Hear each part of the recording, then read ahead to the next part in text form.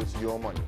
Decisions that secure your future, protect your family, and bring you peace of mind. I'm Darren Jacobs, and I'm here to help you make sense of your dollars. Welcome to Dollars and Cents, the show that breaks down the financial world in ways that matter to you.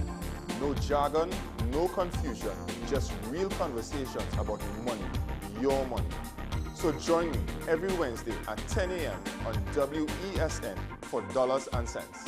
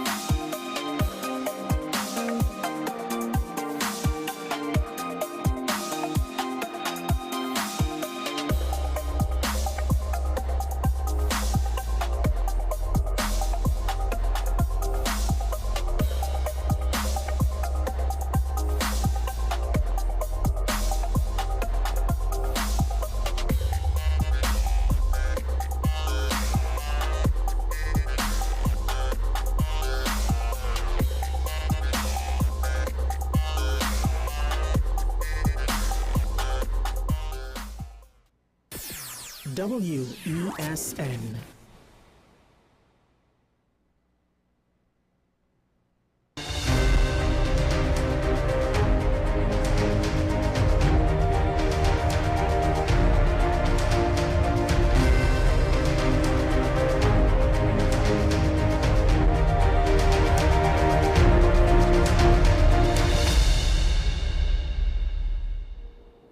Good morning. Welcome to AM Prime on WESN. I am Takia Thompson, and we have a lot in store for you today.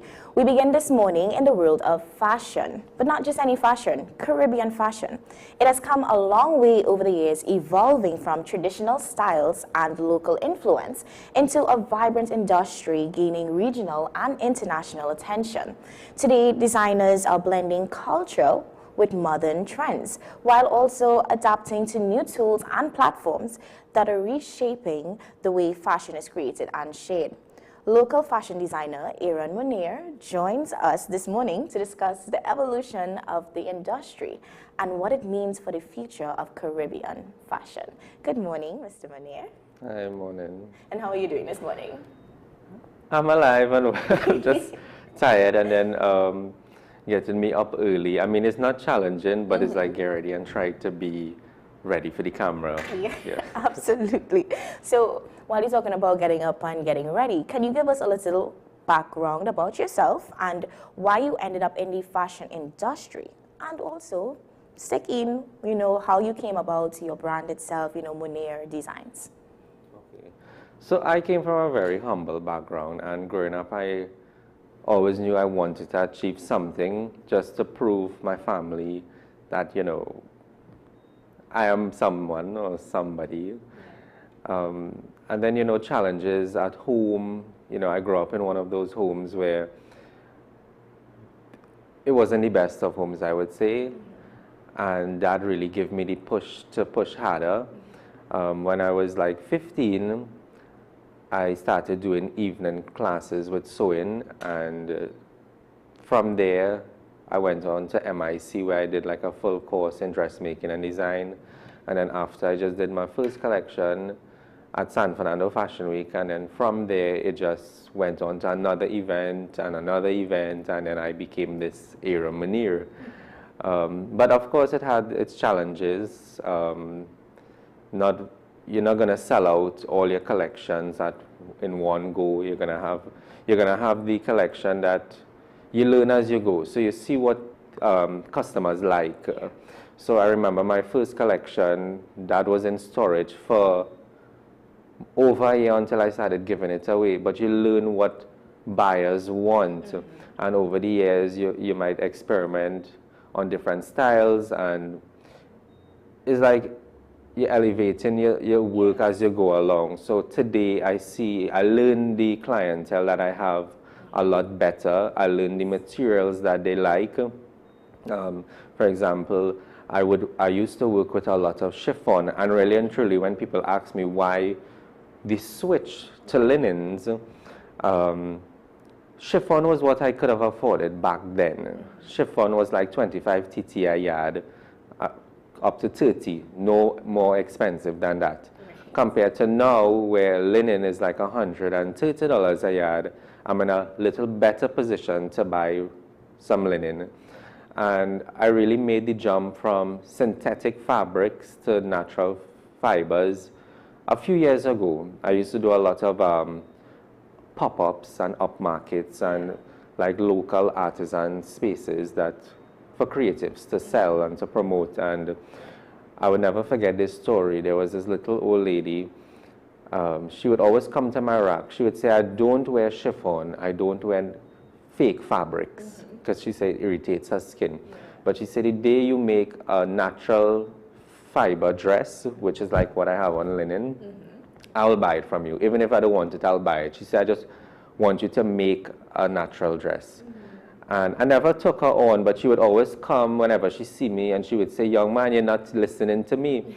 And then a day I say, let me try it. Let me try it. So I went and I bought cotton. And I was a little nervous because of price in it. I had to price it a little more because it cost a little more and the amount of fabric. And you know, on that day, that's the first dress to sell, and I walked off with 5 orders to deliver. Wow. So I was like, okay, I get what she's saying. So it was a journey to get here. It didn't happen overnight. And I think in our society, people who really have to go through the struggles, and what I've realized, they don't get highlighted as much. Where I think in Trinidad, the who is who gets highlighted more. And this is the truth. This is what people don't say. Because my story did not happen last 2 years. It started when, as a child, well, a teenager. And now I'm gaining more recognition, not just in Trinidad, across the Caribbean, and even internationally, because I showed at Paris. More and more people are learning the story of Ira Munir. It didn't just come just the other day. So as you touched on the Paris, what recent accomplishments have you made in fashion designing, and what is one of your biggest milestones or one of the proudest moments that you've had so far? So about 3.5 years ago, I competed in a Mission Catwalk in Jamaica, a reality TV competition, and I won. And I really went not with the mindset to win, while winning would have been nice, is nice. I really went just to have fun and enjoy Jamaica as well as competing. But I won, and that has given me the opportunity to showcase at Paris Fashion Week. And congratulations. I enjoyed being in Paris. Thank you. And it was a great experience because I felt like that was the stamp, like, okay, you did it, you know, you did that. And then coming back home, I realized my clientele, you know, social media. We have social media in this day. Social media helped me with a lot of, reaching a lot of women across the Caribbean. I find myself now shipping to like Miami, New York, Europe, the entire Caribbean. I've shipped to Jamaica, Barbados, all over. People reach me, you know, and I've realized it's Caribbean people wanting that Caribbean piece. And I had a client yesterday, and she said, Aaron, I would buy from you because you're down to earth. So stay humble. You're down to earth. And she said, you could see the passion, you could feel the passion behind it. And, you know, that encourages me to keep pushing. Definitely. So what would you say makes Caribbean fashion unique compared to other regions? And how important is it to incorporate culture and heritage into your designs? I think Caribbean fashion, it is recognizable anywhere in the world because of the cut, the color, the flair. You could, even if it's not from the Caribbean, and let's say it's from Africa, they will have some look that you could identify, okay, because our history, our culture goes all the way back to Africa, to India. So we pull elements from all over the world. So really and truly, Caribbean is a melting pot of all over the world. So it is recognizable anywhere. Yeah. And what would you say is some of the challenges designers would have had to face back then as opposed to now? Now we have social media. It's so easy to get your name out there, but it's to keep pushing. Even if like you did a fashion show a year ago and you have nothing going on, still keep, putting it on your story. Because we have social media, and social media is so powerful now to build clientele, to build community, I would say, surrounding whatever you're doing. So it is a little more easy now, because I've seen where a lot of persons call themselves makeup artists and designers, and social media helps. Social media helps pushing that, and I think now it is a little more easy, but I think we could offer a little more in terms of like government program, because there's only so much one person could do. We can have international brands, but there's only so much one person could do, and I think it all boils down to funding. With correct funding, I think a lot of we could have a lot more. Like I have noticed, there's a group in Trinidad that offers funding, but they target a certain crowd. And the general average Trini who's trying may find it challenging to get sponsorship. But I always say, like, why sponsor a brand that already is established? Why not target the brands that are up and coming, challenging? So I think we have problems there, and people, they realize it, but they don't want to face the fact of this is what's going on, because what I have noticed as well, fashion is kind of like politics. You have that fight down, you have that. So fashion, as you grow older in the business and you start to align yourself with, that crowd, you realize it is a kind of fight up, because you have all these other brands now where you're in line with them, and you would feel it, you would hear it from your clients. It is kind of like a fight down. So we know that certain fashion trends are making a tag back into modern clothing. So can you tell us what type of trends fall into this, and how have you incorporated any of these into your designs? So there's so many elements I've noticed coming back, like the bell sleeve. The bell sleeve has been out in the 80s or whatnot, but now it's back in trend. You see, what I have learned and what they taught me in Jamaica, anybody can make a dress. Anyone can make an outfit. I could put you on the sewing machine now and you can make an outfit. But what could you add to that outfit to give it that special era manure, that special, Claudia Pegas? You have to have that fashion identity then, and the lattice, I'm seeing it on the screen there, the lattice became a signature to mine. A lot of persons would say some of my designs are very is matronly, they call it, but I've learned my clientele, they like that, they want that. It's the perfect outfit for like a wedding, a bridal reception. And a lot of women who order the pieces actually order it to travel out to wear it at their fancy resorts and things. Wow, that's beautifully said. And how has e-commerce changed the way you would have sell your designs? How I sell right now, I always say social media has helped me gain a lot of clientele, but I've built a clientele where women come back. So it's just like year after year, I have that group of ladies already who come to me. But as the time progresses, a few other ladies will just come in. So it's like you're building a community of ladies. So I remember a story I'll tell you. A couple years ago, renting the lighting was no problem. Renting the venue was no problem. But you see, clientele was the problem. And I had a show recently, and the yard was filled, And in my little world, I was like, Aaron, you remember a couple of years ago, you could not have done that. Wow. I could have run the venue, I could have done the whole setup. But this is how important it is to build community, to build clientele. And I've learned that if you don't have clients, you don't have customers, you don't have business. And it all boils down to business, because while designing is nice, creating is nice, you need that business to push. Yeah. Because right now I rent a space, I have staff, and if I don't have work coming in, I can't maintain that. Yeah, definitely. And what would you say, or what is your thought process into putting the collections together? So my most challenging collection was the one from Jamaica where I won that competition, because I'm amongst other designers who fighting to win as well. Yes. So you don't know what they're gonna come with. So I was trying to think really creative, like, because I remember is what you can do to the outfit to make it yours.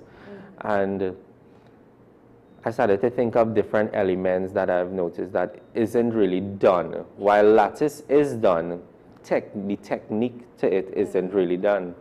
So just playing with fabric or strings, I would call it, trying to figure out techniques, and that's how that lattice came about. So that is what that sold it for me, you know, my lattice. The lattice. That really, a lot of women, they want the lattice on the dress. They said that is why they want it. They want the lattice on the dress. So it's like a signature piece. It is. That's the lattice became Aaron Munir. Wow. I've noticed lattice, when you see, even if I didn't do it, they're going to say, that looks Aaron. And that's how you know you're doing something good. When somebody could watch something and it's not even yours and say, that looks Aaron. So I've realized lattice became a signature trademark for me. Wow. Yeah. So what is next for Aaron Munir? A few events across the Caribbean invite me. But then also I have, what I've noticed, you see, I started the business, my business, self-employed. So I am the main person behind Aaron, right? I have stitchers, but you know, I'll tell you something. A lot of my pieces is freehand. Wow. So I don't have like 100 patterns lined off on the wall. So like if you order a piece from me, I know everything that I did. Wow. So relating that to a cutter, someone who would cut, is kind of challenging. So me planning an event out of the country, I need to think, okay, I don't have, if someone comes and order a dress in a size large and I only have it in small, or I don't have it at all, you don't want to lose the business. Yes. So it's like, I want to create patterns, but at the same time, everything is in here. So it's like you're learning as you go along. So now patterns are so important. But because of how everything was just happening, one thing after the next, everything just stay in my head. Like I would cut a dress for you now and be done with that. But I remember every step. Wow. 2 years from now, you could come back and say, Erin, I want that dress. I will just go and cut. So me traveling, I also have to consider work in Trinidad. Yes. Or if I go, it has to be no more than a week. You know, for that week, I could say, well, I will leave this in place for the staff to do and I'll travel. But back to the question. There's a few fashion events that reach me, like Turks and Caicos Fashion Week. There's also an event in Jamaica in October that invites me. So it's like, seeing which one works, which one makes sense, and which one I can really attend. Because events reach me all over.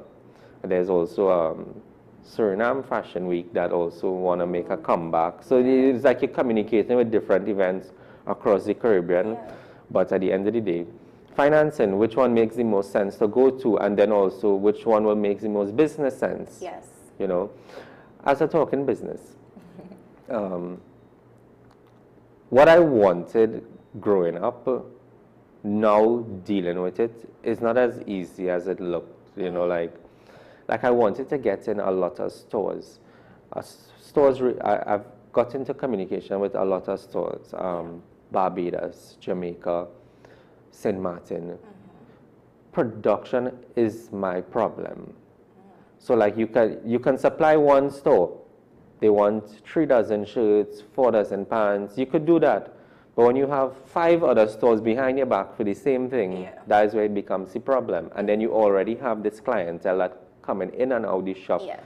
So production is something I want to work on, a bigger production facility, because I've noticed there is potential. There is a lot of potential, but it's meeting the demand. And then too, you don't want to stray too far, and then your brand becomes a made in China brand. And that is what I'm trying to stay away from. So while the pieces is in demand, you have to also think, do I really want to go mass production, you know, and that also cheapens the quality. So like when people come into the store, they like give you advice. Like I have a friend, if you watch this, you will know who I'm talking, you know, talk about him. Why don't send this dress to China and get 100 made? But that defeats the purpose of everything that, you know, you because then it becomes made in China. While it is an Aran dress, it just cheapens the quality. It becomes mass production. And my clientele, I've noticed, they want that one-on-one with me. They say, Aaron, I want this, I want that, I want this detail, I want that change. Or I notice you have a dress, but I want mine with a flare, not a frill. And that's what they want when they come to me. And I want to encourage people to move away from the China market because it becomes challenging for small brands. It's so easy to go and get 1,000 dresses made in 2 months. So now when you bring that 1,000 dresses into Trinidad and you have designers like me, it becomes challenging to now, Aaron might sell a dress for 1,500 and this designer have it for 500. And you know, that is where it becomes challenging now. Because look, for example, Shein. Look how Shein has taken over the market across the world, where you get cheap clothes, and it becomes challenging for small boutiques because everybody is shopping on Shein. Yeah, definitely. And what would you say to someone up and coming in the industry, you know, just to inspire them or to tell them not to be dismayed and keep things authentic and not to ship it off to China and, you know, cheapen the value of it? What would you say to that person? You have a long way ahead. Nothing happens overnight. You're going to climb the ladder 3 steps, but don't be afraid to fall 2 steps back. Because you learn as you go along, and I've learned that, I would say, master the craft. Because a lot of persons, they tend to call themselves designers, sketch a piece, and send it to a local seamstress or a local tailor, and then they get the piece and they put their label on it. But then, if, let's say, that seamstress falls sick, you're supposed to be able to pull that order out. So you have to be able to jump on the machine, cut your fabric, you know, I would say learn the craft. Learn the craft, because I might have an idea, you can stitch. But am I able to show you the technique of how to get it? You know, because it's so easy to sketch, right? But when you have to think about the technique of how to accomplish that look, you know, it's going to be challenging. So you have to be able to have some knowledge of construction. That way you can know, hey, this is going to make sense because this is how you're going to go about getting it. So learn the craft. Learn your clientele. Who do you want to target? The younger folks, the mature ladies, you know. But nothing happens overnight, and if you really want it, just keep going. It might take 10 years, because I am here. This didn't happen 4 years ago. This is 10 years plus. Wow. I'm 30. Well, this month I've turned 30. Well, I'm turning 30 this month. And I've been in this since I was 15. Wow. I started as a model. I was modeling, but I was also doing evening classes, and so that's more than 10 years I've been in the industry. Wow. You know, pulling suitcase to fashion shows in Curepe, to San Fernando, to Chaguanas, doing fundraisers. But I did it because I wanted my name out there. While I was doing it, I felt like, is this really for me? Like many times it crossed my mind, is this really for me? Because sometimes you go and you showcase your collection and you do it for the fun, you do it for the love, but then your collection comes back and then you have to clean the collection because it's, you know, sweat, you have to clean the collection. And sometimes you may not be able to afford to send it to the dry cleaner. So you might, you know, sit down and hand wash. It, And you have to do these things, and I did those things and so much more, but at some point I was, sometimes I still question myself. You always question yourself, am I doing the right thing? Do I really want this? But I kept at it. But I have questioned myself many times, because sometimes, you know, the littlest thing, you pay a taxi to go to this venue, you don't sell an outfit, but at the end of the day, as I always say, it's marketing.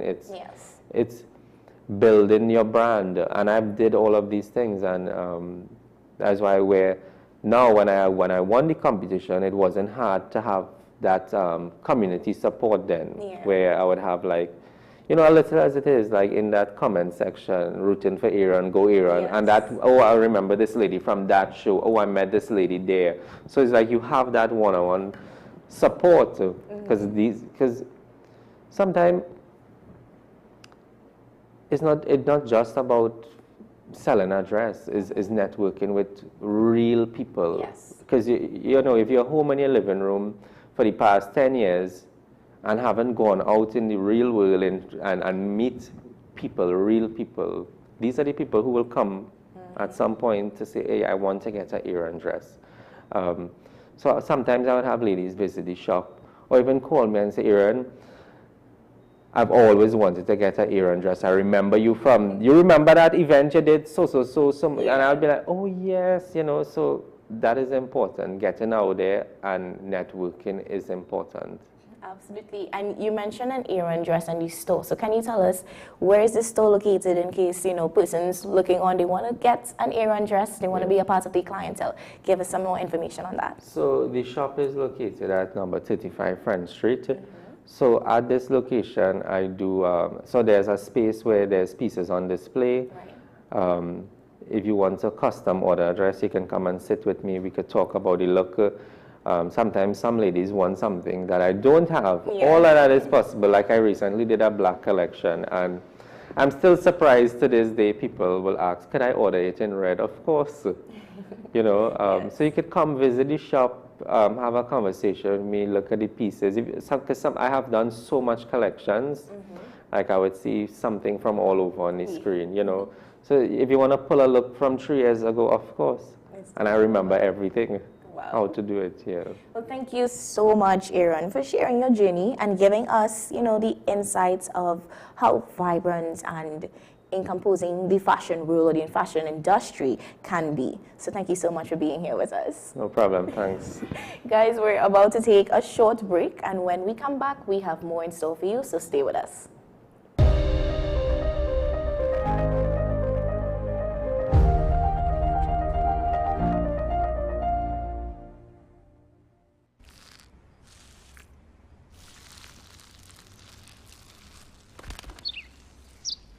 Maybe he landed here totally by coincidence.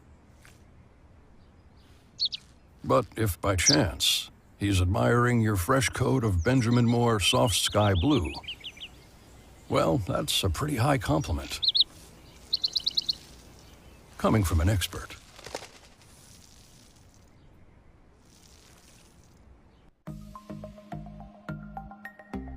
Knowing how to tell authentic is as easy as 1, 2, 3. Find it, match it, search it. Step 1. Find the style number on the tag.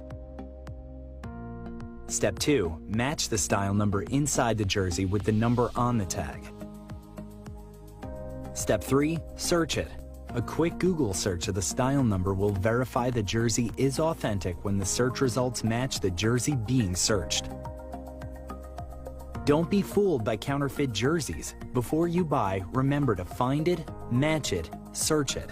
Fan Zone, 2 locations nationwide. Center City Mall, Chaguanas and Movietown, Port of Spain. Nationwide delivery available.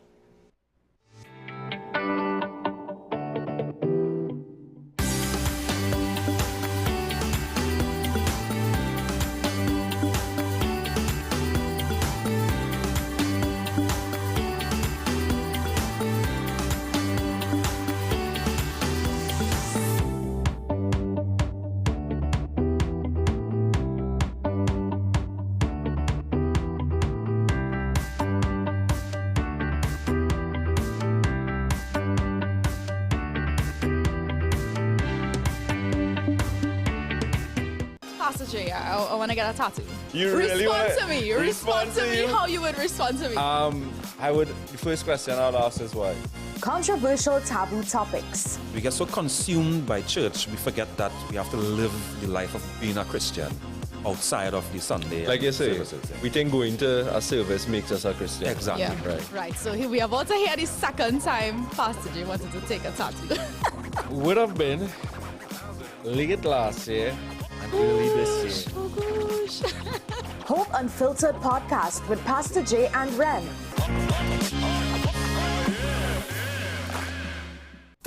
Our award-winning show is back, and this season promises to be even more exciting than before. What's Up, Doc isn't just a title, it's a call to action for anyone who wants to improve their health and well-being. Join us on this thrilling ride towards better health on WESN Content Capital. This is Face of Sports, WESN Content Capital. How you felt about the kiss on the lip? That's the business. I'm nothing to do with that. I find that was distasteful. The national senior team, whether you like it or not, that is the model for all other teams to follow. I'm assuming that the regional requirement may be a much stricter requirement. This is not about Pro League and Super League. This is a league run by the Normalization Committee that I'm responsible for. Nobody expected FIFA to fund this arrangement. If we don't get a professional attitude towards this, we are doomed for failure. You break the balance, trip the leg, control the body. They ain't gonna stand put forever. Why you want the Chiefs to lose so? Why you want the Chiefs to lose so? They already have two. Lamar don't Why? have. You're jealous because you know the Chiefs getting closer to the Patriots. Let's go to the last part. No, of the game. not no. Let's go to the last part.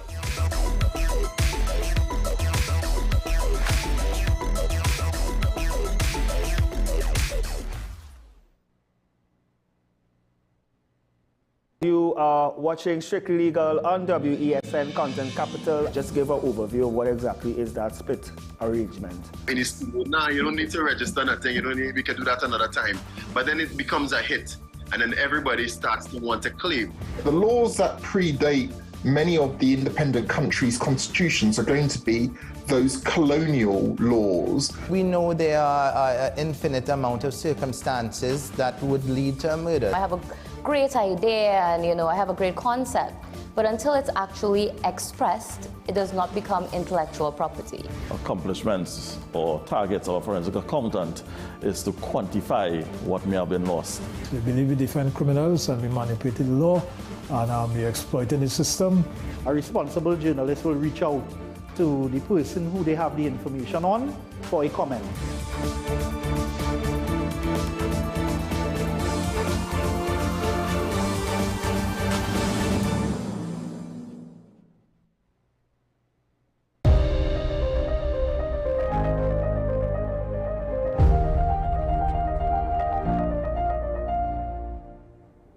Welcome back, and as you know, we do have more engaging conversations. Now, music has always been more than just a song. It's a form of expression, a source of healing, and for many, a way to overcome life challenges. This morning, we're exploring how music can be a powerful tool for resilience, growth, and transformation. Joining us is Richard Raj Kumar, better known as Chromatics, a pioneering hip-hop musician representing Trinidad and Tobago. His unwavering dedication to the rap scene in the Caribbean have made him a trailblazer. Despite facing bans from numerous radio stations early in his career for being outspoken and challenging industry injustices, he persevered and emerged as one of the country's most recognized hip-hop artists, inspiring many with his journey. Good morning, Chromatics. Good morning. Lovely having you here with us, and we want to dive into it right away. So you've been described as a pioneer of hip-hop in Trinidad and Tobago. How did your journey in music begin? Well, I was exposed to music at a young age through my family, through my mother. She used to sing. She's a classically trained opera singer. And my other family members, older cousins, used to play instruments and play in bands. So like, I was in band rooms and stuff since I was like 7, 8 years old and just around the scene. And then I had cousins who migrated to the States and then came back to Trinidad, and they came back with, hip hop, rap music, like cassettes and whatnot. And that's where it all started, just started writing and never stopped. And what was the hip-hop scene like when you first started, and was there space for rap locally at the time?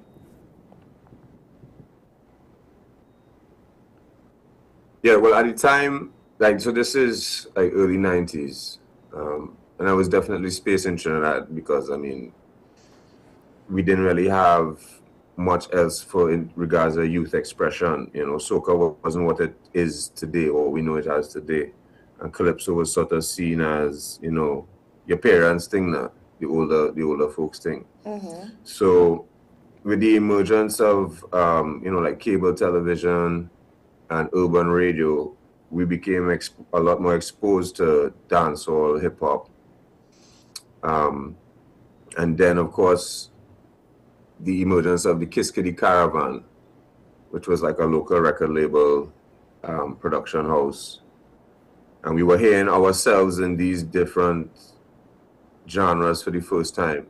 So we were hearing the likes of groups like Guitorians or groups like Kindred that were traditionally rap soul groups, but mixing hip hop with it, and that's kind of what inspired my generation going forward. The fact that, we love this genre of hip hop and we connected with it in a different way, but now we can actually express ourselves through that genre, Yeah, definitely. So in the lead up, there were a lot of pioneering groups at the time, groups like Dread. Sorry. No, go ahead. No, go ahead. So I was going to ask, in the radio part that you mentioned, we've heard that you faced bans from radio stations early in the career. So what led to that, and has the experience affected you personally and even so professionally? Yeah, but that was in 2010. It definitely, would have hampered me financially. Mm-hmm. But, hip hop came out of, resilience. Yeah. And making something out of nothing. So oddly enough, when I was banned on radio is when I came out with my, most popular song to date, which is the Carnival Wrap Up in 2012. Mm-hmm. So at that point, my music wasn't playing on any radio stations, but it was the emergence of the internet and social media around that time, So YouTube was becoming a more established. Facebook, people started to really get into putting content online, yeah. So, the bands basically allowed me to pivot to find, different means of getting the music out, and through that, it birthed, as I say, what some would say is my calling card, which is the Carnival Wrap Up. And so you touched on it a bit. So we know that your music is described as outspoken through your lyrics. Do you think artists have a responsibility to speak on social issues? It is a choice, but from the time you pick up a microphone and you have this platform and you're creating this art, it is a reflection of life. So you can choose to, yes, we can entertain, but at the same time, we need to reflect the life that's around us, you know what I mean? Yeah. The things that we go through every day. And that's how we connect with people. So I wouldn't say it's a responsibility, but it's a choice. Mm-hmm. But from the time the people give you this platform, especially when the people lift you up, Yeah. To me, that's when you have a responsibility to talk on their behalf, and to say the things that they are afraid to say. Absolutely. You mentioned, your Carnival wrap-up series being the most hit one. So can you just give us more details about that? Like, how did it come about? What was the inspiration behind it? Well, a few months before, like November, December of that year, I was in New York doing a lot of promotional gigs and just trying to get my name out as a hip hop artist. And then I came back to Trinidad in like late December. And that's when we're gearing up for Carnival time now, Yeah. was when the season kicking in. So, being out there in New York and doing all these shows and having meetings with Shady Records and all of that, and then coming back to Trinidad, it was almost like, I was in a stagnant place, because that time of the year for a hip-hop artist, you ain't getting no bookings, you ain't getting no shows. So it's like I was searching for inspiration to write. So it's like, what I go write about? I go write about Carnival. You know what I mean? Because I'm in the midst of it. And that year I chose to, go real fete and things, and panorama, and so it was just, once again, the art reflecting the life, So that's how it came about. Yeah, and I said, let me do a little wrap up, because, carnivals always have a lot of things, a lot of talking points every year. Yes. It's Carnival is Bacchanal, so let me wrap up the Bacchanal in song, Definitely. And can you tell us about what other genre of music you ventured into or plan to venture into? When as a Trinidadian, Trinbagonian artist, we are exposed to so much different genres of music. I think we have one of the widest palettes of music in the world in terms of what's played and what we're exposed to here. But I pivoted personally into Calypso in 2018. I always wanted to experiment with the genre. With my former rap group, we would experiment with soca and hip hop crossover and collaboration. But then I wanted to kind of dive deeper into it. Because of my writing style, I felt like the storytelling aspect of it that I fit better, not better, but I could easily slide into Calypso just because of the writing style and the delivery style of my music personally, in terms of social commentary and storytelling. And I did that in 2018, and for the most part, I've been putting out a Calypso almost every year since. In 2020, I had one that was very successful. It was called Outside Man, right? It was the story about Outside Man. Yeah. Let me just put it like that. Yeah. No problem. And was there ever a moment you considered stepping away from music itself? At a certain point in my career, it always was a thought. You're tired of this, you're not getting, you're just due. I fed up of people saying, boy, he real underrated, he doesn't get the love that he's supposed to get. And I realized a long time ago, there's no escaping this for me. I am, even if I'm not doing music, my head just operates like I will see things happening around me or something on somewhere, and a line just comes to me. Yeah. So I can't escape this thing. So it's a part of who I am. So whether or not I put out music or write for commercial release, it doesn't really matter. I will always create. And when I choose to put out content for the public, then I choose to put it out for the public. But I can't stop creating. It's just a part of me now. So Yeah, definitely. And how would you say music has evolved over the years from when you started to now?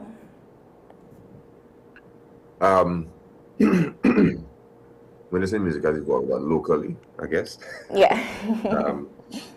No, I think now there's way more acceptance for youths and artists that are singing different genres. And I think there's a nice crossover blend in terms of the soca artists embracing artists outside of soca. So in my day with hip hop artists and rappers, we were looked at kind of scornfully, you know, like, oh, there's not Trinidad and all you're doing there, whatever. Why you're trying to do that? And I think we've broken that mold a little bit, thanks to things like the carnival wrap-up and the political wrap-up that sort of brought our culture and our social commentary into these different genres.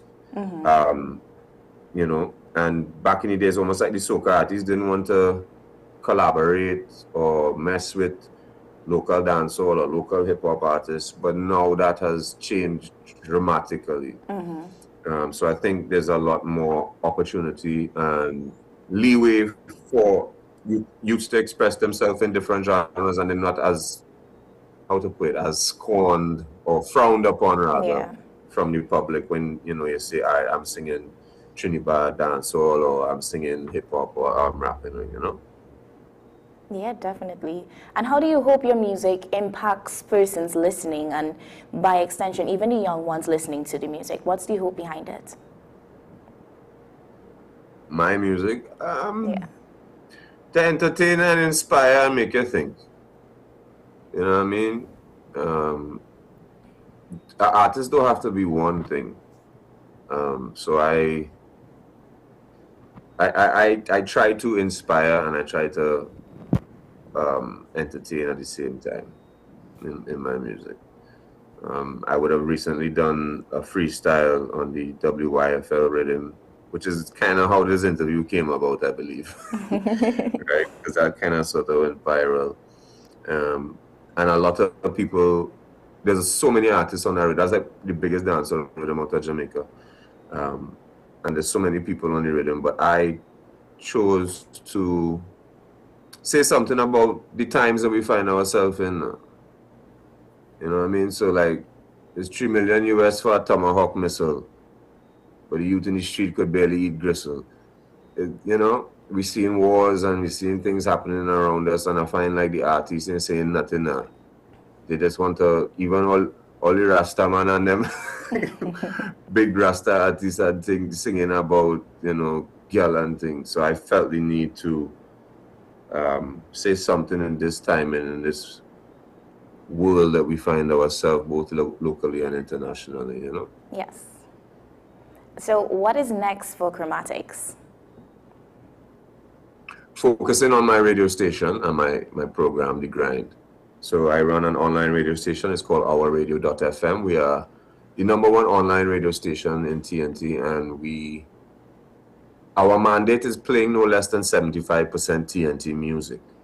So we're one of the few platforms that do that and embrace who we are as Trinbagonians. And we'll be celebrating our 5th year anniversary this year. So that's what I'm focused on, and just getting the word out as I am here today. It's called ourradio.fm. Thank you. And what advice would you give to young creatives trying to build something on their own? Well, sorry, come again, you kind of broke up. What advice would you give to young creatives trying to build something on their own in the music industry locally? Take your time. You don't have to rush. This industry ain't going nowhere. Sometimes you feel the need to, you know, to go hard, which is understandable. But, you know, take your time and learn about all the different facets of the industry. You know, I think that's the most important part, and what has enabled me to have a long career is understanding the business around it, and then focus on your craft. Keep perfecting your craft. Don't ever think that you can't get better, and don't ever think that you can't evolve your craft. You know, yeah. So I would say those two things. You know, perfect your craft, keep working on your craft, and make sure and learn about the business. This music business is ever evolving. 10 years ago, it wasn't, you know, it wasn't streaming platforms it wasn't Spotify and Apple Music in the way it is today. And 10 years before that, it was something different. So you gotta keep teaching yourself and learning the business every step of the way. Yeah. And would you say Trinidad is like rap music? No, Trinidad is dancehall. Trinidad is dancehall. Just to get that clarification. And lastly, what lessons have you learned from music that you could have applied to real life and also business life? Well, music taught me discipline, like trying to achieve a goal, and it's, the title of this segment is Resilience Through Music, right? Music taught me resilience because it's going to take a lot, especially when you're now starting off, in terms of being persistent and, as I said before, perfecting our craft and getting better with your craft. That requires discipline, and then the resilience is going through naysayers and people who might be downplaying what you're trying to do or your craft, and it's just working through that, working past that, you know. So music taught me discipline and resilience, you know, to achieve a goal. Yeah. And any final words you want to say to the viewers looking on? Follow me on TikTok. That sounds so weird. But anyway, now you can follow me on social media at Chromatics Music. That's CHROMATICS Music. And go check out ourradio.fm. No, it's ourradio.fm, not .com. It's an online radio station, right? And I dare anybody who's watching this here now to listen to the station for 15 minutes and tell us we don't blow your mind. Because this is the music of your countrymen and countrywomen that you probably never heard. And it's amazing, amazing music. Yeah.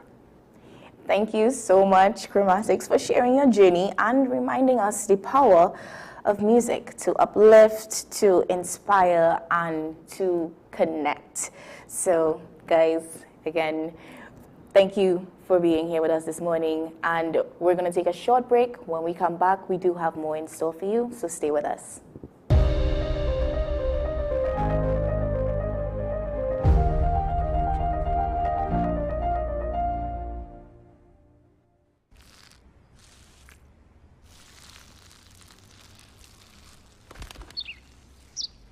Maybe he landed here totally by coincidence. But if by chance he's admiring your fresh coat of Benjamin Moore soft sky blue, well, that's a pretty high compliment. Coming from an expert.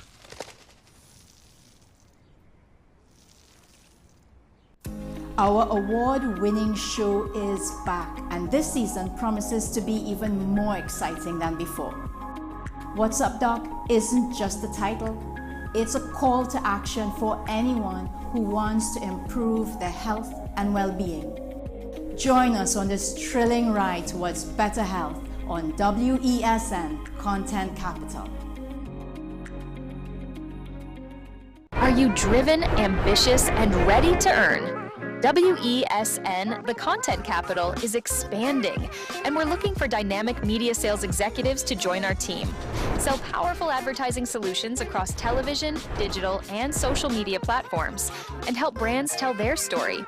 If you have strong communication skills, a passion for sales, and the drive to succeed, join WESN today. Send your CV to marketing@wsncc.com or WhatsApp 68-61662 and start building your future. This is Face of Sports, WESN Content Capital. How you felt about the kiss on the lip? That's the business. I'm not to do with that. I find that was distasteful. The national senior team, whether you like it or not, that is the model for all other teams to follow.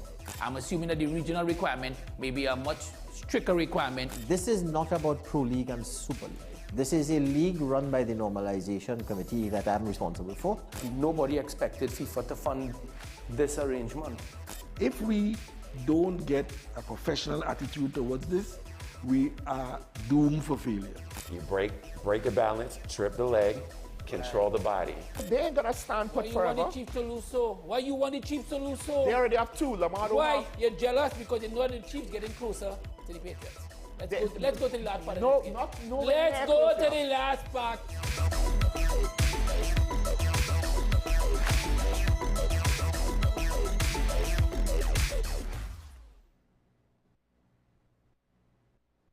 This is 10 questions. I'm Andy Johnson. The distance from where we should be in the world in going forward on our commitments with climate change. The effects of climate change that cannot be accounted for. It's called loss and damage, and we're seeing loss and damage happening so much more in this decade and the previous decade. The principal term there was this question of the correspondent banking issues. That is why we're trying to build capacity with this country here, Trinidad and Tobago, and other countries in the region. Man is not showing any signs of stopping or even slowing down. More than half of the forest in Trinidad is already gone. All the plants and all the animals and all of the nice clean water and fresh air and everything had to be on this planet for humanity to have a chance. We have small change when it comes to countries that can take decisions, and when they speak, the world listens. The General Assembly is a very democratic forum. And Trinidad and Tobago has the same vote as Canada, in spite of the obvious difference in size.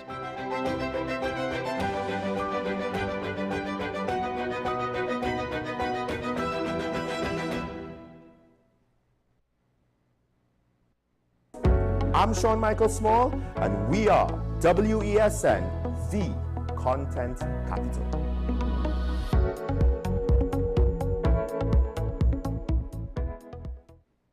You are watching Strictly Legal on WESN Content Capital. Just give an overview of what exactly is that split arrangement. Nah, you don't need to register nothing. We can do that another time. But then it becomes a hit, and then everybody starts to want to claim.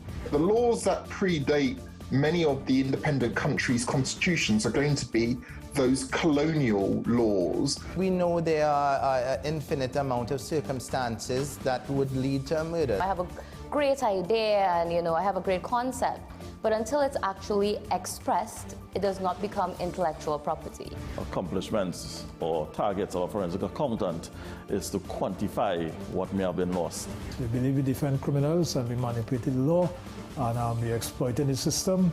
A responsible journalist will reach out to the person who they have the information on for a comment.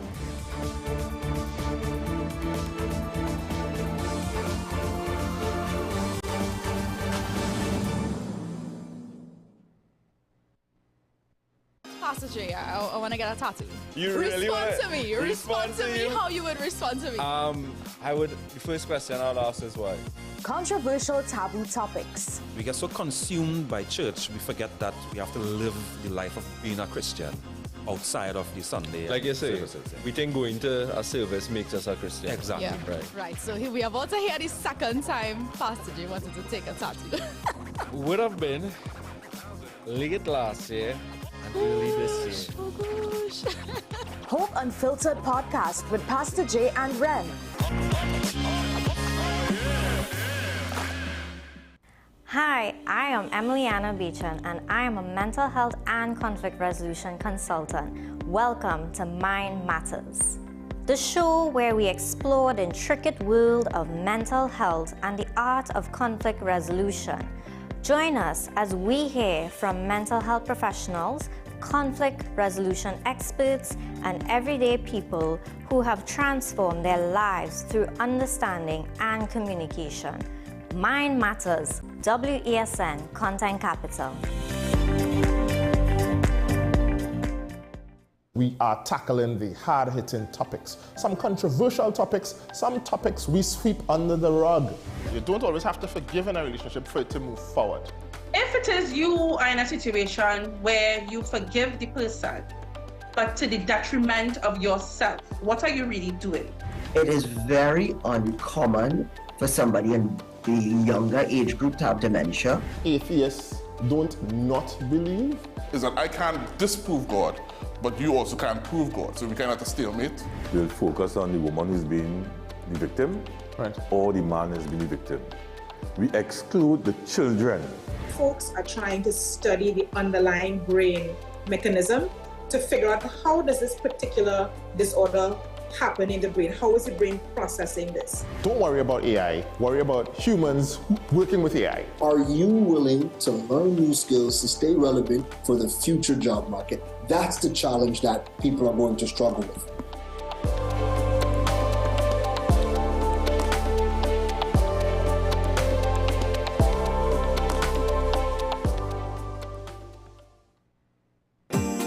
Money is something we all deal with, but how many of us truly understand it?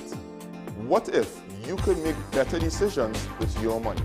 Decisions that secure your future, protect your family, and bring you peace of mind. I'm Darren Jacobs, and I'm here to help you make sense of your dollars. Welcome to Dollars and Cents, the show that breaks down the financial world in ways that matter to you. No jargon, no confusion, just real conversations about money, your money. So join me every Wednesday at 10 a.m. on WESN for Dollars and Cents. Take some time for yourself or spend some time with the family at Sandy Point Village Hotel. Enjoy our various studio and suite apartments, self-contained with their own kitchenettes and Wi-Fi. We also have our famous 100-foot swimming pool and our beachfront restaurant, the Steak and Lobster Grill. And our location in Crown Point puts us near the center of activity from the nylon pool to the local nightlife. Call us and make your reservations at 639-8533, 389-2378 or email us at sandypointvillagehotel@gmail.com.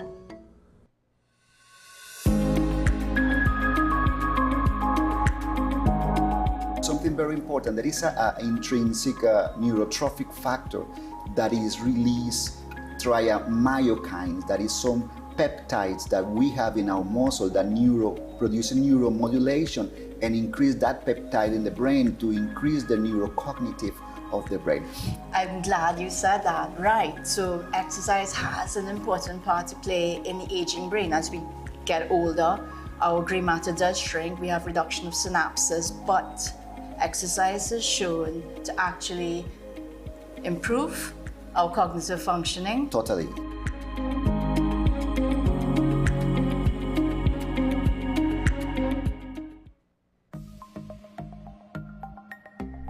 Knowing how to tell authentic is as easy as 1, 2, 3. Find it, match it, search it. Step 1. Find the style number on the tag. Step 2. Match the style number inside the jersey with the number on the tag. Step 3. Search it. A quick Google search of the style number will verify the jersey is authentic when the search results match the jersey being searched. Don't be fooled by counterfeit jerseys. Before you buy, remember to find it, match it, search it.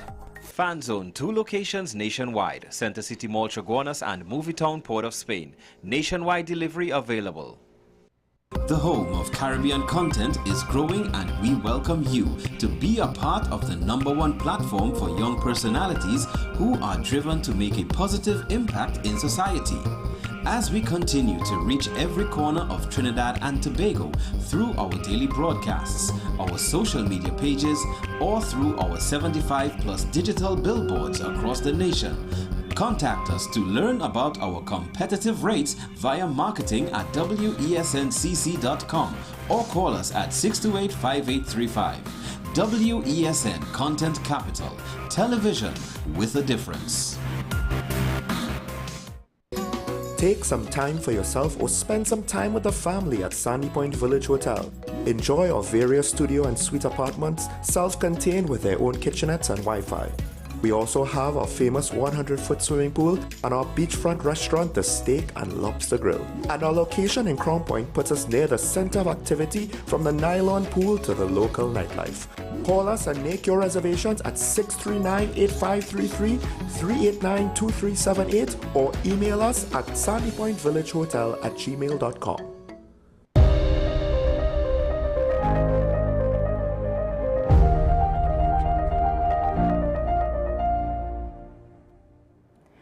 welcome back. Now, if you're looking for something exciting and culturally enriching to do this weekend, we've got just the thing for you.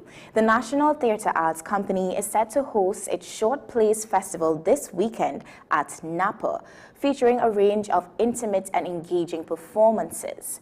We're joined by members of the cast to tell us more about what's in store.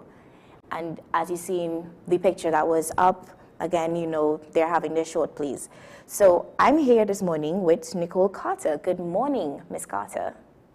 Good morning, good morning. Lovely having you here with us to share more on it. We're going to jump Thank right you so much. in. So tell us about the Short Plays Festival. What can audience expect over the 3 nights? So over the 3 nights, each night we have different plays happening, right? So that is actually the advantage of doing short plays in this instance. All right, so you can expect a combination of things. You can expect some more serious plays, some laughter. You can experience plays that make you think, that make you do some self-reflection, because there are a lot of issues that will come up that are both relevant for now. Things might have happened in the past, but might, you know, you could still relate to it. So, and they are both international plays and Caribbean plays that we will be doing. So it's a combination of things. So you can either choose one night to come to, or you can come to the entire weekend. So, you know, you have the weekend pass and yeah, come out and experience local actors putting on these wonderful productions. Lovely. And what would you say, or what has rehearsal process been like towards this festival? So the processes have been very intense for all of us, right? So 2 out of the 3 plays will actually have been rehearsed for quite some time, because it's something that we were trying to put on for a while, right? And so the 2 plays that are being done by the gentlemen, they have been doing it for some time. So it's in them, it's in their bodies. And, you know, there are times when you're doing a piece and you just want to release the characters to be able to do them for an audience. So their processes have been very intense, I must say. At the beginning, as I'm not part of those other plays, I would have been able to be in their rehearsals, help them with lines and whatnot, right? And the third play that is done by myself and the other women, right? We started that later than the others. So ours, because we had a shorter space of time to get it done, we had to do a lot of things simultaneously. So, you know, we started reading the play, and then we started trying to block it. The same time we were trying to learn lines and get character work done. So it has been very intense for us to get it ready in time. And you're always working on your character, you're always working on relationships. So, you know, we work in the morning, and then you take a break, and then you work again in the afternoon. So it has been a lot of work happening at the same time. And because it's 3 different casts, we get to do all of it basically at the same time in these spaces. That's really insightful. So what would you say makes this festival unique compared to other theatre productions in Trinidad and Tobago? So generally here, we tend to have, in Trinidad and Tobago, we tend to do one main production for either one weekend or a series of weekends, right? And then if you see, even if you go to another location, you tend to put on the same production, you know, carry to different places. So for this first weekend, because we're hoping to be able to do something like this again, because it's 3 different productions, 3 different topics, 3 different themes being explored, so you get, in a sense, you get to travel to different spaces and places in the space of just 3 nights, you know? So because, you know, we are saying it's a whole festival, we'd encourage everybody to come each night, because it's different things you would be exploring, in different playwrights, as I mentioned before, both international and local playwrights. So depending on what is your fancy, or depending on, you know, if you really just want to experience a different type of theatre, it's good to come to this. And because it's short plays, right, if you're a person who may not necessarily want to sit for an entire production, a full-length production that tends to be about 1.5 hours to 2.5 hours, you know, these are shorter. So, you know, you sit for a shorter amount of time, anywhere from like half an hour to 45 minutes, basically, and you get to still see a proper production done. Yeah? Yeah. And why do you think short plays are such a powerful format of storytelling? I think because it's a short space of time that the plot is happening, that everything happens very quickly. And it's good for like right now when, you know, some people's attention span might be a little shorter, but you could still get the action, you still get the conflict, you still get climax, you still get everything that is necessary for drama to happen in a short space of time. And again, because it's shorter, you get to experience more than one during that space of time because we are doing it over 3 nights. Some nights it may not be us alone, it might be our production as in NTAC, National Theatre Arts, and then we have another production happening right before to, you know, to supplement the night, so to speak. So I believe it's powerful because it's something that's, because it's short, it can be very impactful because it happens so quickly, and it's direct, and it's not necessarily a long, drawn-out kind of thing happening. Yeah. So you can get to the points quickly, you can get to the climax quickly, and you know, it also, so in a sense, it will have you thinking quickly, responding quickly, you know, that kind of thing. So yeah. So you mentioned that each night would be a different play, and for one of the nights, Letters from Lenora would be happening.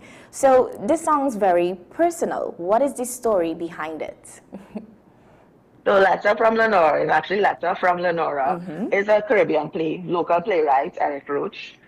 It is based around 5 Caribbean women, right, and their relationships with each other, but it's centered around this letter that comes. Now the main person, the main character, Miss Mercy, is an elderly village. She's a grandmother who, like many other grandmothers, grandparents in our local aesthetic, would have helped to raise her granddaughter, right? And now that the granddaughter is an adult and has moved out, she still sends her a monthly letter. But in the letter, apart from, you know, news about her life, she also sends, you know, a little money, a little kakana, as we like to say, right? And of course, it's something that the grandmother looks forward to, and she's proud of her granddaughter because, you know, she feels like she's doing so well. But this moment in particular that the play is centered around is where it's not the usual happenings when she sees the letter. She practically just reads the first paragraph, and, you know, she reacts very strongly to it. You know, she's devastated. It's as if her world is coming to an end when she gets this news. And as the contents of the letter continues to unfold throughout the play, she becomes, you know, more and more erratic, more and more devastated until we reach the end, you know. So it's personal in the sense that it is reflecting characters that we know and are familiar with in a village setting, because it happens by a village standpipe, a communal setting. You know, these women come in to wash by the standpipe. So that is where everything unfolds. Yeah.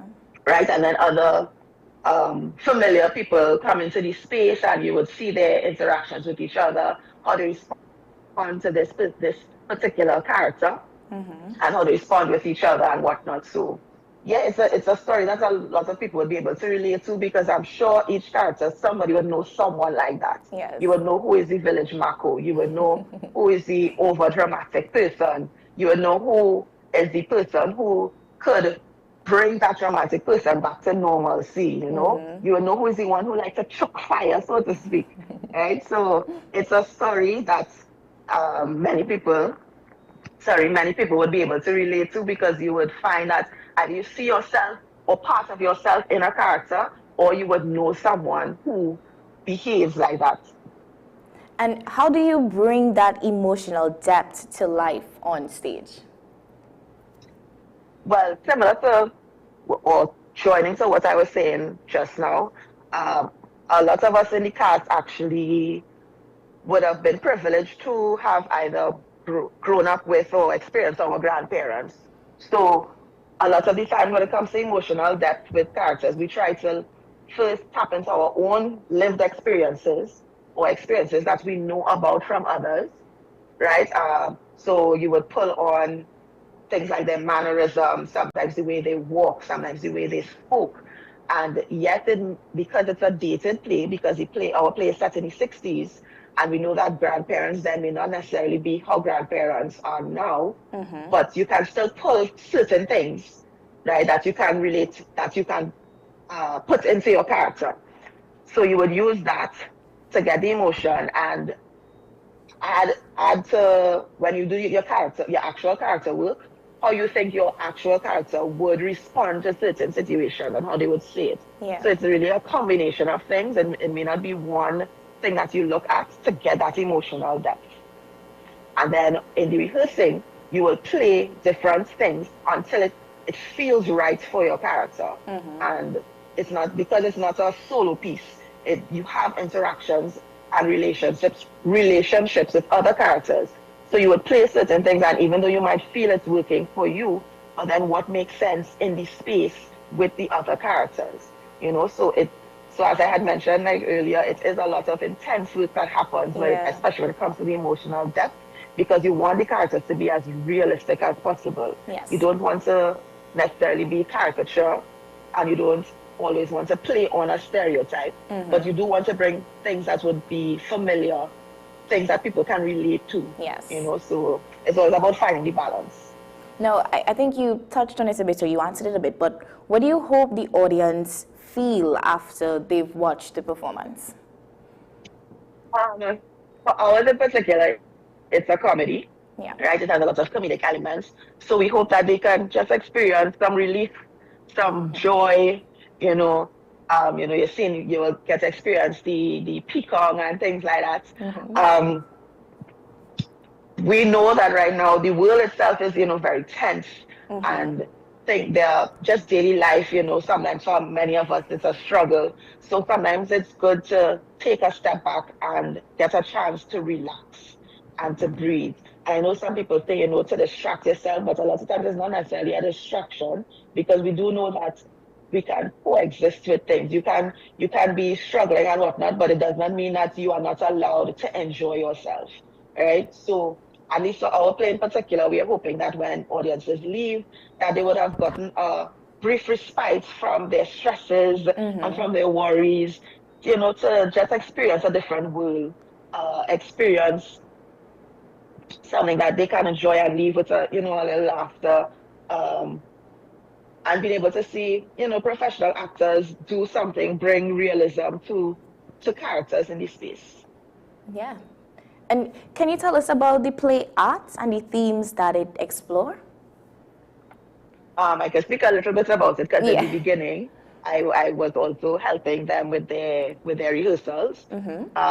So art is a more serious play. It has comedic elements as well, but it's more serious. It centers around these three men discussing a piece of art, and even though it revolves around that, it really explores themes of like their friendship, and what's important, it's male friendship. So that would be very different from female friendship, because it's how they relate to each other, how do they express their emotions to each other, what is their internal dialogue versus what they actually say out loud, So yes, it's focused on this piece of art, but that piece of art is what brings their relationship with each other into question. And it's three men, so a lot of times when they are a circle of friends, you might relate more to one person in the group than the other. So you would also see that happening in this space, right? So yeah, that's generally what art is about.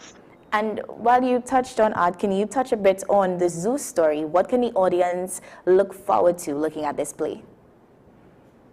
So the story is also a more intense piece. It's just two characters, so it's a two-hander, and it deals with a lot of mental health issues. It also deals with how society judges certain people that they might label a particular way. So for example, if you see a homeless person on the streets, you automatically think certain things about them without knowing their story. So Zoo's story would reflect around, it centers around that, like how one person in society who might think he, might be better than, so to speak, or, he's a decent person in society, how he interacts with another person who might actually be outcast, who you might be quick to discard, and you don't want to hear their story. But sometimes we know, in order to understand people, we need to know their stories. We need to to be able to empathize with them, to be able to sympathize with them, to be able to help them. Yeah. You know, you can't, a lot of times, if you don't understand someone's story, you've never walked in their shoes, you may not fully understand and appreciate them for who they are and why they might react certain ways. So their own as well, you know, more serious, but it's still things, there are still many topics in it that will have you thinking, even in terms of how you judge other people, how you relate to people that might tend to be outcast from society and whatnot. Yeah, so it's a little more intense, but still something very good to come to and be a part of. And would you say there were any challenges in coming together to put these play on, or what were the challenges for some of the plays? So as a national company, we would always have to do all of the processes right. So sometimes the timing is what might be challenging for us, because, you know, first so yes, we will select the plays that we would like to do, but then you have to make sure you have the rights to do it. Yes. And that is a process in itself, because sometimes the timing, how long it takes to do it. So sometimes because that part takes a while, even when we wanted to put it on, we may not be able to, because, you know, the rights came through so late that you know, we are unable to do it in you know, the manner that we would like to. Yes. Right? So sometimes getting the rights, and then you have to get approvals from, you know, those who we need to get the approvals from on our end, you know, and then but what we tend to do is that whether we get through initially or not, we like to start to prepare ourselves. So, you know, do the internal work, do the character work, make sure our bodies are ready, you know, make sure our voices are ready, so that by the time we actually get through with the approvals and it's just to, you know, hit the floor running. So some of our challenges in the earlies would have been getting through with the approvals on time and whatnot, but once we got through with that, we just, you know, we just went full speed ahead. And what's good is that because it's short plays and not full-length productions, we went, in terms of set, we did as minimalist as possible. So a lot of things we would have had already in store, and other things we're able to source or bring from, you know, of our own wardrobes and sets that we might have, pieces of sets and whatnot that we have home, costumes and everything. We just brought it out so that it would not have been too tedious to get all the other elements together. Yeah. And what final words would you leave with the viewers who are looking on to let them come on out and be a part of the experience? I would encourage everybody to come out. So yes, it's more for adult audiences, but, you know, because we have so many different types of theater happening in the space, it's okay to go to different types of theaters because you get different experiences from it. So, you know, musicals will have their audience, our types of plays will have their audience, more commercial theater will have their audience, but it's fine to go to all different types because it's different experiences. So I would encourage people to come to see this type of theater, these types of theater. You know, we have the Caribbean plays, we have the local plays, we have the international plays. Come to see the National Theatre Arts Company put on these professional productions at the highest quality ever, right? Highest standard ever. And just come and enjoy yourself. Breathe, relax, take a break from your usual routine, and just come and enjoy. Thank you so much for joining us this morning. Welcome. And, you know, giving us the glimpse into what promises to be an incredible experience of talent and storytelling. And guys, be sure to check out the Shorts Plays Festival this weekend at Napa. It's definitely something you don't want to miss. As we come to the end of our program, again, thank you so much for joining us and being a part of the culture and the inspiration behind it all. Do have a fantastic Friday, and remember to stay safe, stay positive, stay informed, have a safe weekend. Up next, we do have Michael Smalls with Talking Points at 8, so don't go anywhere, and I'll see you back here again next week. Bye.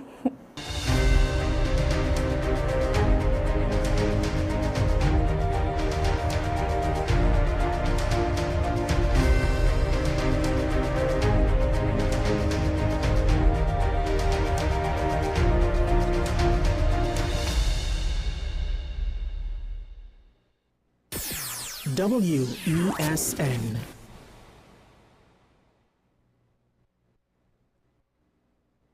The home of Caribbean content is growing, and we welcome you to be a part of the #1 platform for young personalities who are driven to make a positive impact in society. As we continue to reach every corner of Trinidad and Tobago through our daily broadcasts, our social media pages, or through our 75+ digital billboards across the nation, contact us to learn about our